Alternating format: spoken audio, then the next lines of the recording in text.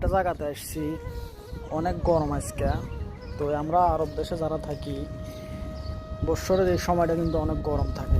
দেখেন, যাতে গরমে থাক, 8-10টা বাড়ি পর কমে ঠান্ডা পানির কুলার লাগানো আছে। পুরাটা দেশে এরকম, ঠিক আছে না? যেখানে আরবি ভাষা লিখে রেখেছে, এটা একটা মসজিদ, এই যে অনেক সুন্দর মসজিদ, বাইরে দিয়ে এভাবে পানির ব্যবস্থা করে রেখেছে। এটা মেন এরকম রোডের সাথে, ঠিক আছে, এরকম রোডের সাথে।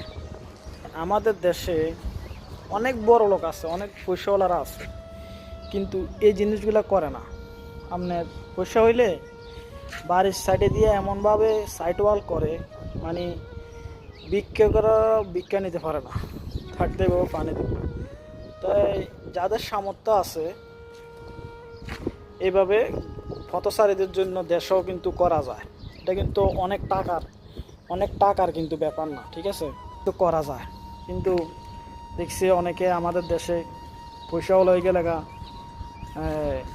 মানে মুডে আরও বেয়াদব হয়ে যায়, আরও স্বার্থপর হয়ে যায়, কীভাবে আরও পয়সা কামাবো।